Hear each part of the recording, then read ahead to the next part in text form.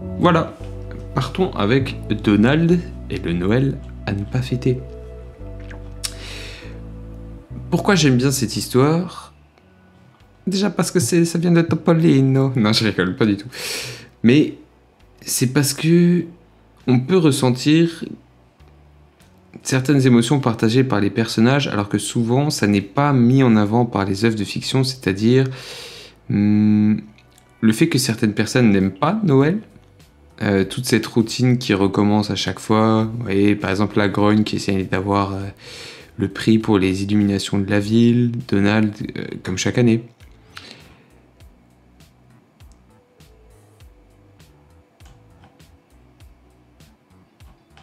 Et c'est carrément pour la rue entière, donc il force même Donald à le faire. Vous voyez là, déjà l'esprit de Noël est plus tout à fait là quand on force les gens, entre guillemets, à faire quelque chose.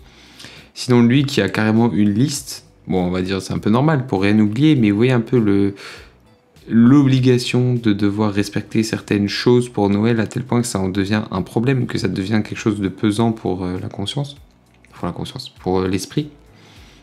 Voilà, hop, c'est Noël, les associations sont là, on compte sur votre générosité, alors que Donald il est pas super riche quoi.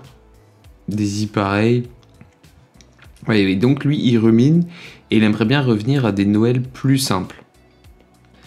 C'est vrai qu'on pourrait tenter du même avis avec moins de consommation, peut-être des repas plus simples aussi, vu que là on arrive quand même à certains... Et ça a déjà peut-être un peu diminué hein, comparé à d'autres années, mais à certains extrêmes, que ce soit en termes de nourriture, de gaspillage, de dépenses aussi. Bon, Picsou, c'est moins étrange, entre guillemets, qu'il ait ce type de réaction face à Noël, parce qu'on connaît quand même que si on suit un peu son caractère, ça va être le dernier à dépenser son argent là-dedans. Étant donné que ça a été écrit par un dessinateur italien, ça me fait rire. Peu de fatigue. Qu'ils font référence au Pandoro, donc qui est justement un gâteau traditionnel pour Noël en Italie avec le panettone.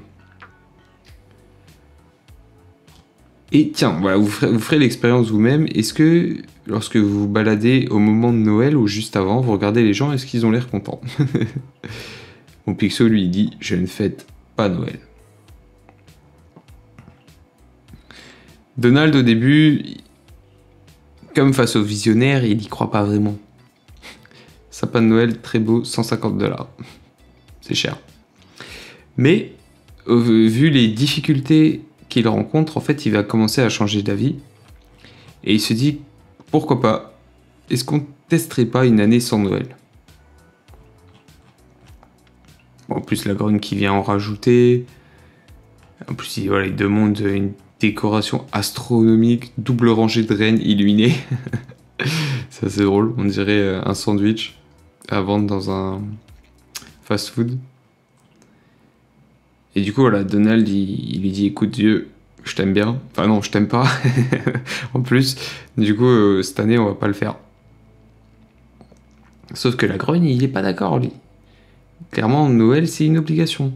Vous devez le faire. Et vous doutez bien que tout ce qui a été mis en place au départ, donc l'association, la tombola de Daisy, les petits classiques pingouins à rayures. Oh, ça c'est un peu mignon. Les amis de Cordelius et Coutume. Ah, vraiment, il y a tout et n'importe quoi comme association, comme en vrai. Voilà, donc effectivement, on a Daisy qui revient avec son tombola. Donald, il dit qu'il s'en fout. Et il fait carrément tout cramer. On dirait presque du Léo Dagan dans le style. Les deux, voilà, tombent d'accord et ils décident de faire ça à l'ancienne, c'est-à-dire juste un petit bonhomme de neige, chose qu'on pourrait même pas faire en vrai parce que y a plus beaucoup de neige, à moins d'être dans une région très spécifique.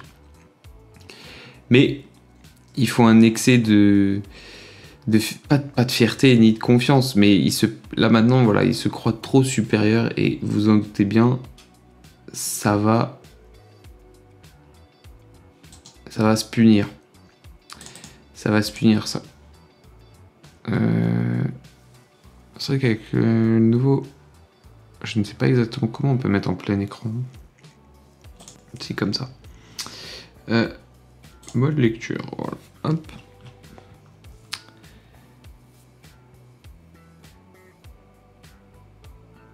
Voilà, et donc là, direct, le retour de bâton va se faire. Parce qu'il fait donc le mariole à revenir au Noël d'antan. Bon, Picsou, lui, il est conforté dans son idée de base. Sauf que grand-mère Donald, voilà, c'est un peu la matriarche. On lui fait pas à elle. Elle voit direct qu'il se donne une posture, qu'il raconte des conneries. Donc elle va remettre les points sur les i.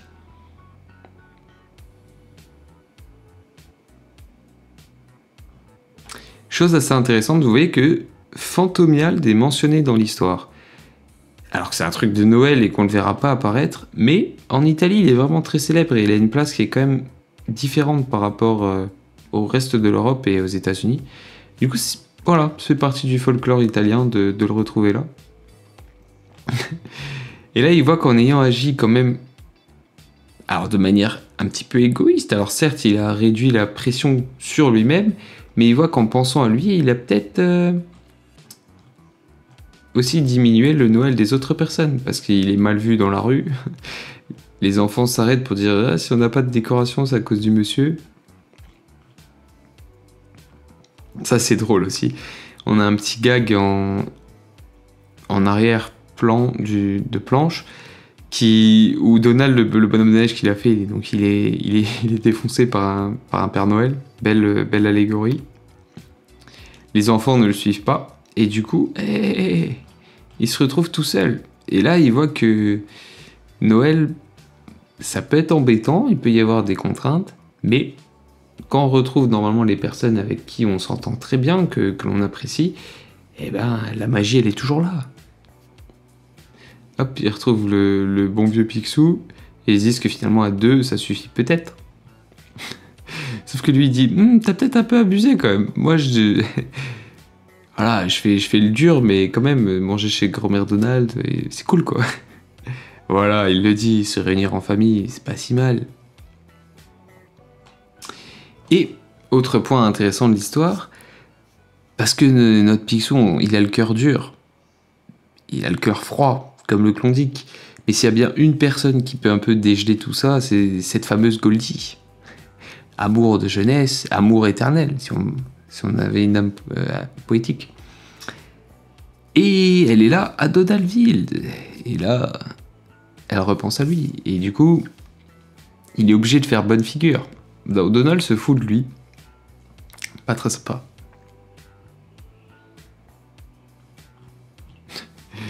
Parce que, pas très sympa, mais il se prend un coup de karma instantanément. Parce que du coup, Picsou, il va faire Noël là et à ses conditions.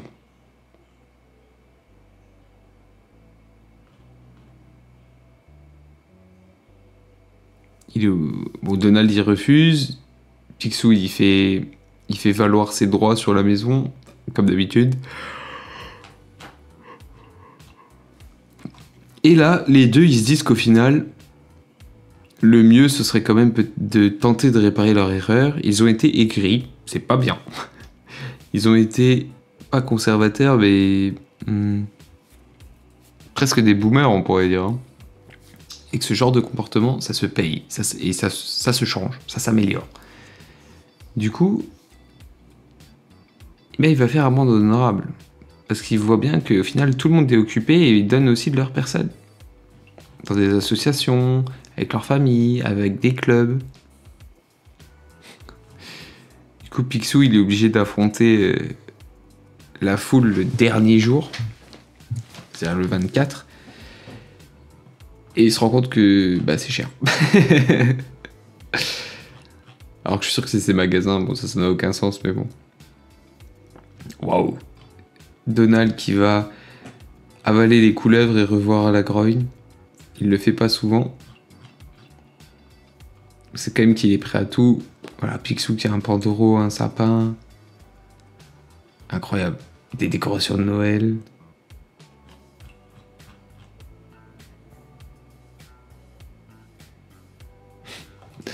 Donald qui essaye de bricoler un renne et qui fait tout péter. La classique. Et voilà, le destin contrecarre les plans des personnages. Parce que Maintenant, ils essayent de se rattraper, mais c'est voué à l'échec.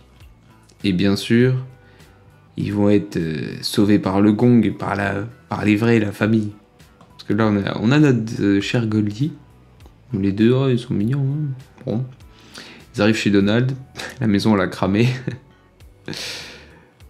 Voilà, et puis... Là, c'est pas vraiment ce qu'elle s'attendait. Un Noël joyeux et chaleureux, boîte de conserve. Il n'y a pas d'éclairage. Les trois se regardent.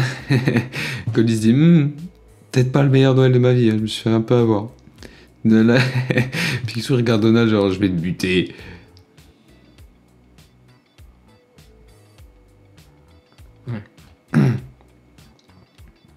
Et la magie de Noël opère, car petit à petit, les proches reviennent. Ça commence par un Lagrogne qui amène du feu, qui joue aussi de la musique.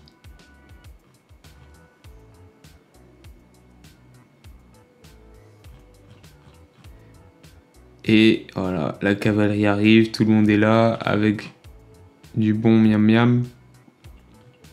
Et là, ils disent qu'au final, voilà, tout ce qui est superflu, on le dégage, mais on garde Noël. C'est pas Noël le problème. Bah, c'était cool. Ouais, ça, cette histoire-là, je l'aime bien aussi, mais je trouvais que c'était peut-être un peu moins intéressant. Parce que celle-ci, quand même, je la trouve vraiment en résonance avec notre société actuelle.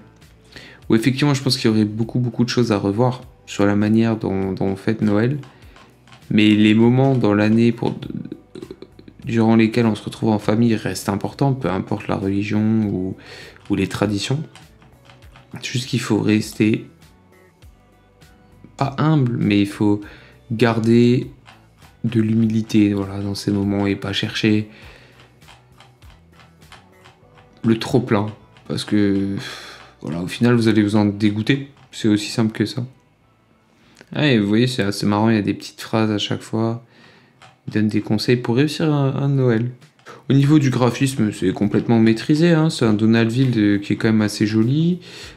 Assez minimaliste hein, quand même. On n'a pas énormément de détails dans les arrière-plans, dans les décors. Mais les couleurs sont assez jolies. On est plutôt sur des teintes pastel et assez colorées. Hein. On va quand même à chaque fois avoir une palette de couleurs assez présente. Bleu, rouge, vert.